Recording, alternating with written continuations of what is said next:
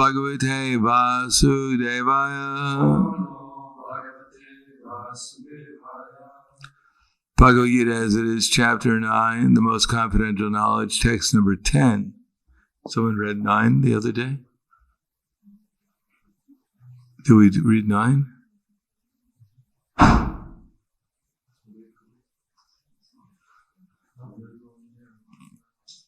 I don't even remember reading 8.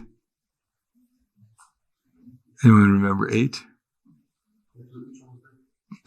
Prahladananda Swami Vaishnavya. This whole material, the whole cosmic order is under me, and my will it is automatically manifest. What's that? What about Dhananjaya? All this work cannot bind me. I'm ever detached, seated from all material, like I'm ever detached from all material activity, seated as no neutral. What's that?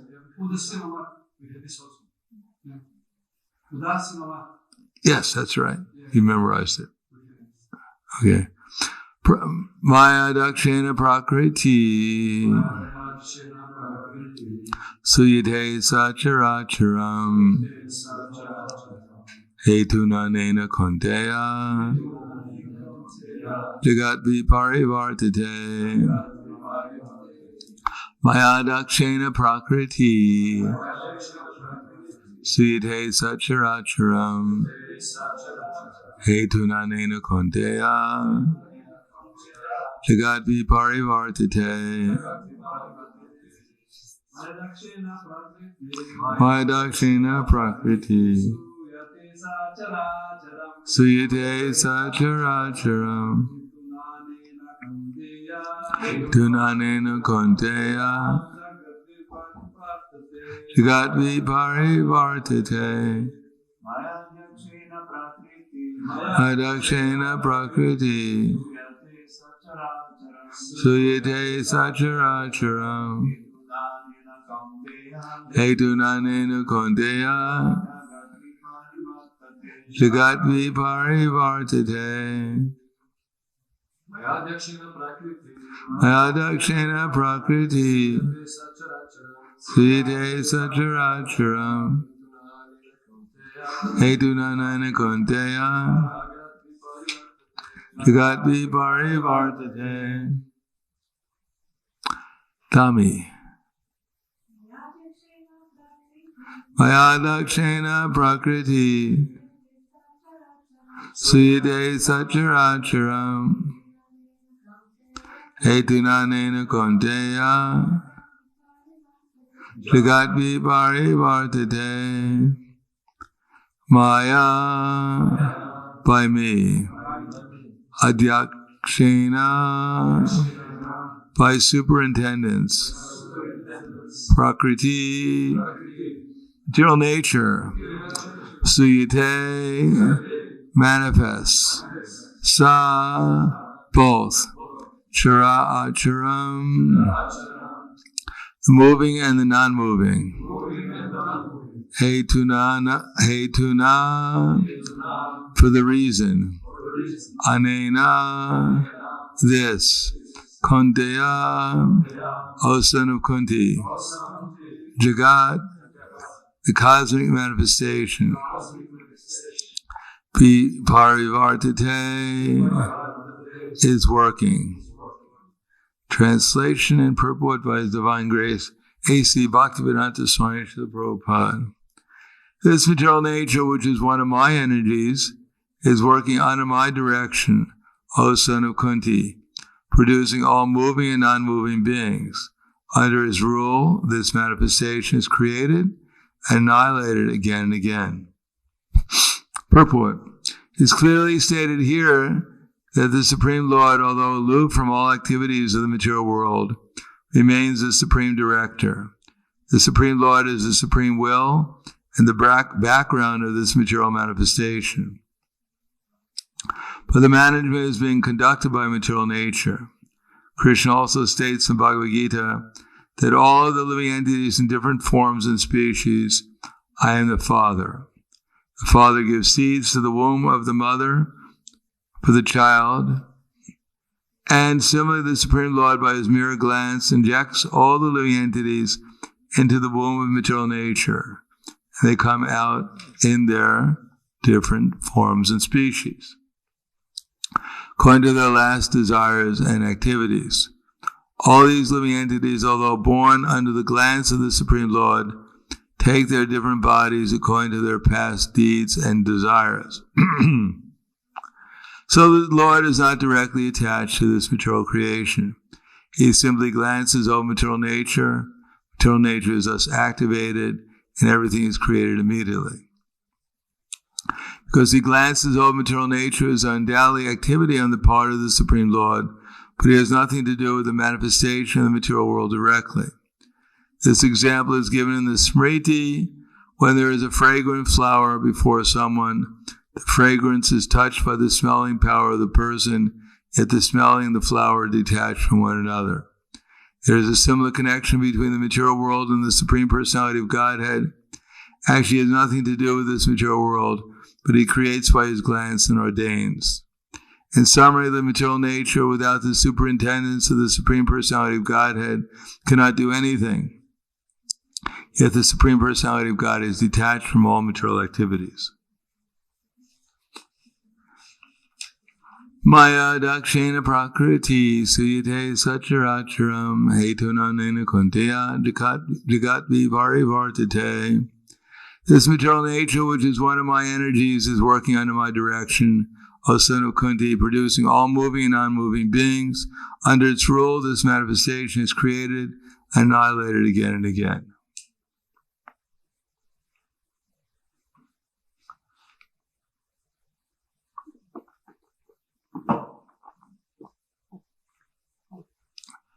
Namo Vishnu Padaya Krishna Prasthaya Bhutale Srimate Bhaktivedanta Swami Namane.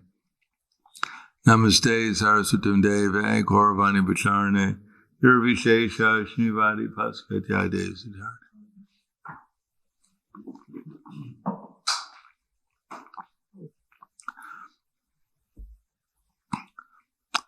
Krishna has already mentioned that at the end of the millennium, all of the entities enter into him. And then when the creation starts again, then by his glance, he puts them back into the material nature where they start from where they left off. And he says this is happening again and again and again. And it's going to happen again and again and again.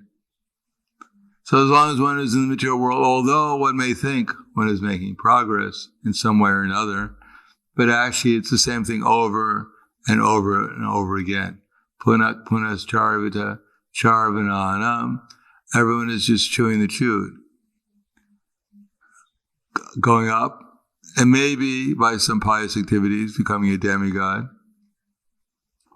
and then becoming puffed up, like Indra, fleeing from the demon or from whoever he's fleeing from, into a lotus flower, into the Manasarovar lake, whatever, and then coming back again to this Bhumandala, and then going to hell, being tortured for millions of years, taking the form of a pig or a dog or whatever, and coming back again to the human form of life and going back to heaven.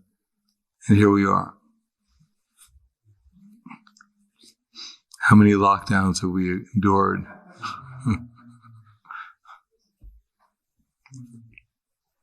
And afterwards, we're free. We can do whatever we want, and then we're back again. And the point is that we're not going to make so many points, but the point is that Krishna, although he's by his energies, he's doing all this, but actually he's not really part of it. We've chose to play in this game. Krishna set up the game for us, but he's not one of the players. He has nothing to do with whether we become Brahma or we become an ant. That's up to us, how we play the game. Now, most people don't know how to play the game, and they don't really care about how they're supposed to play the game. They just want to play the game. And it's the same game over and over again. I am Tarzan, you are Jane. I am Mickey Mouse, you are Minnie Mouse. I am Romeo, I am Juliet. That's the whole game. There's no other game being played here. The queen ant meets the king ant and they fall in love. And all the other ants are going, oh, how beautiful and romantic.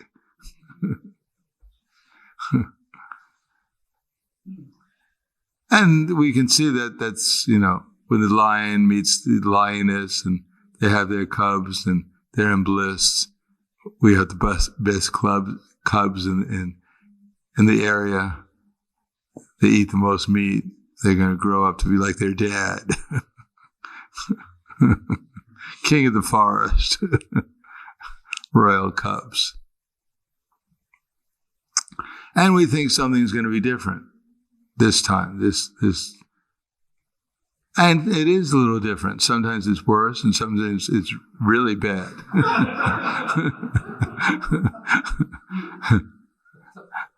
And when it's really bad, we think, wow, it's pretty good. It's not so bad. It wasn't as bad as...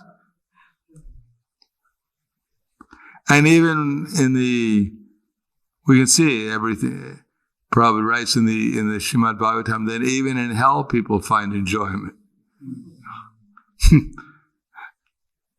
There's one cartoon that said, these people are entering into hell, and there's all the flames everywhere. And one turns to the other and said, the secret is keep yourself hydrated. You know what hydrated means? Drink enough water.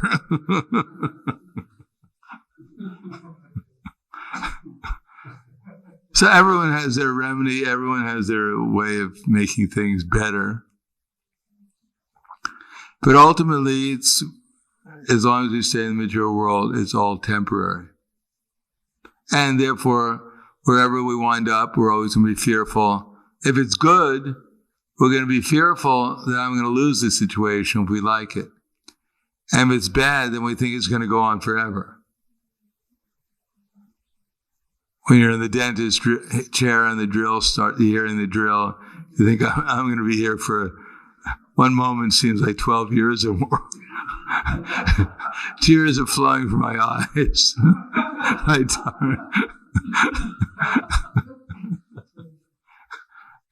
That's as close as we get to Krishna as when we hear the drill, feeling separation.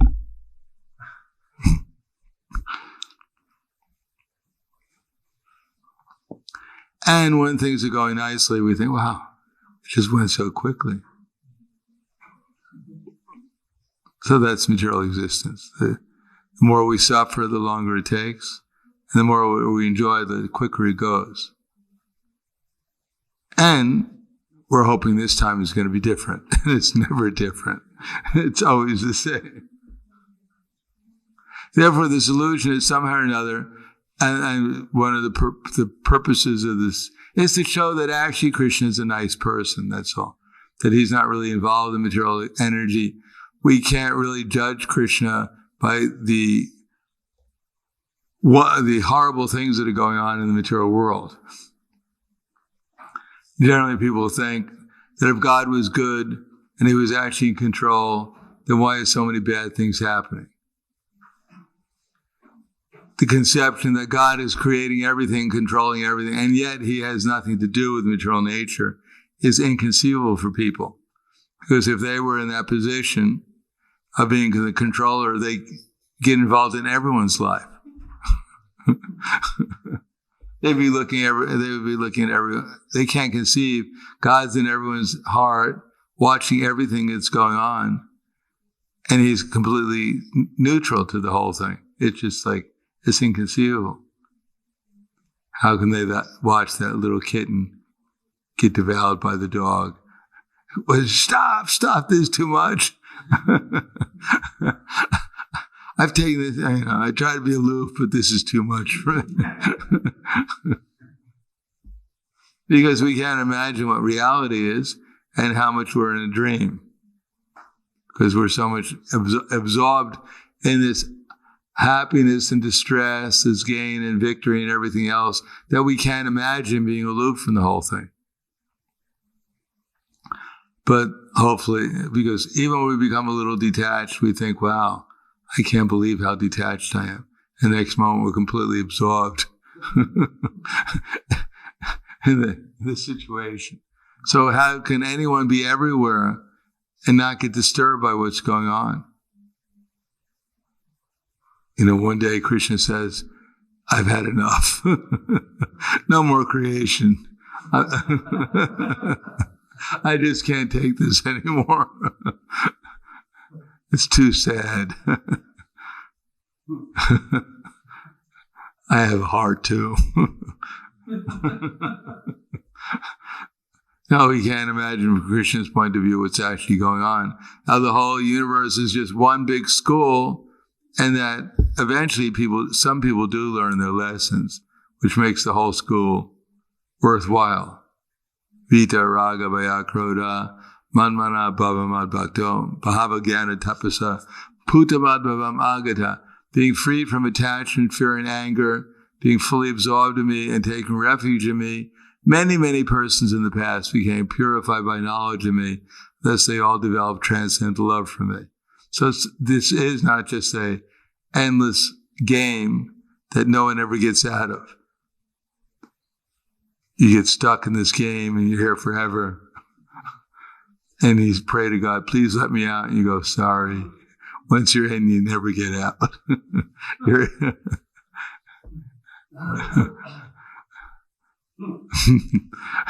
Krishna says many people get out, but the people who got out never come back and tell you about how they got out. Therefore, we should have some confidence that although it's an endless game and most people don't want to get out, that's why they never get out, because they like what they're doing. They like being part of this game. But those who are wanting to get out, then gradually they'll make some progress, and eventually they will get out. They will go back to the spiritual world. Otherwise, in the stories of the Krishna book, so many, the Munichari gopis, the Rishi-chari gopis, there are so many. So where do they come from? They came from the conditioned souls who eventually learned their lessons and went back to the spiritual world.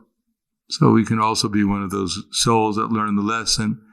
And then we'll find out that actually Krishna is a nice person. He didn't really want to create the material world, but he created it because there are souls that don't want to be in the spiritual world. They don't want to be assistants to Krishna and to his other liberated souls. They want to be the center. And here we are trying to be the center. Because we're not the center. We're simply little souls put in love with our material bodies and minds, and we're watching them, trying to put them in the center. Here's my Radha and Krishna, and here's my Radha. I'm Krishna, you're Radha. Let's pretend that we're in the center for a while.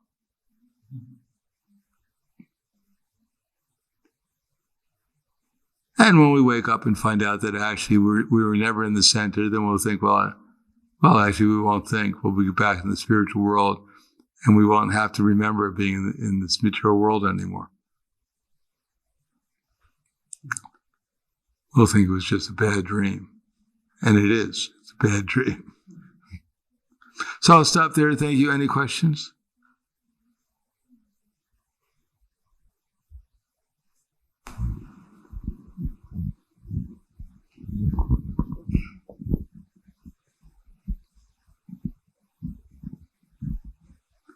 When we get back to the spiritual world, we don't go back, here I am, great. Everyone's applauding, yay, great. You did a great job. Yeah, I'm the chosen one out of all those rascals back in the material world. I made it. Yes, obeisances. And we can't imagine a world where there are unlimited living entities and all completely in harmony. And that in the spiritual world, everyone wants everyone to become close to Krishna as possible. Here, everyone's kind of knocking each other away. I'm first, get out of my way. And there, everyone's pushing each other forward. So we can't imagine what that's like. But we should try to imagine what it's like. That's why we're here, to find out what it's like. Yes. Hare Krishna Maharaj, you said we have to put into the center not ourselves but something else. Well, we're not in the center anyhow. We're putting this body in the center. But it's not us either. So it's our position. It's our normal position to try to put someone else in the center. Just like this body has become our deity. So we've substituted Krishna for a body. But we have to have a little faith that Krishna is even nicer than our body is. Hard to believe. Just imagine how much we're in love with our body. How much attention and care and concern we have for our body. Imagine if we had that same concern and attention for Krishna. That's all. It's just substituting one deity for the other. This has become our worshipful deity. We love it. We care for it. We think about it. We want others to touch it and think about it also. Touch me. Feel some bliss.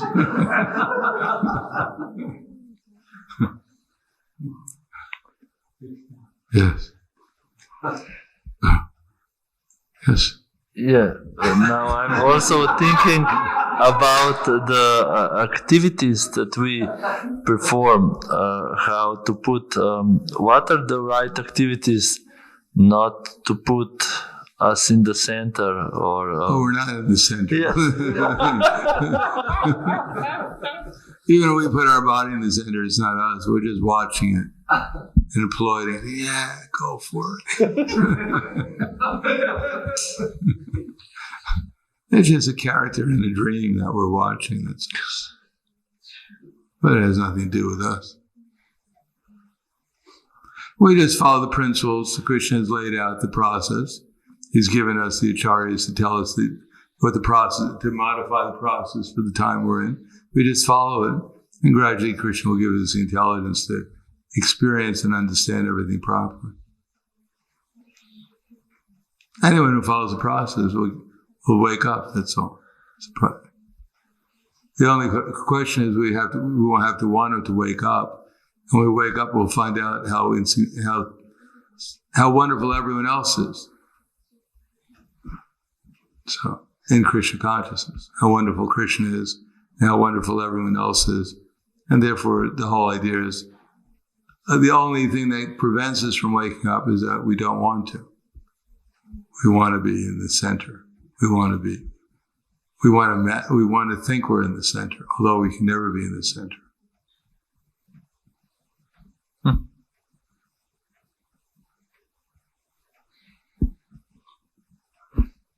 That answered most of my inquiries. Thank you. Anything else? Thank you very much. Grantaraj Bhagavad Gita ki jai. Srila Prabhupada ki jai. Gaur Premanande.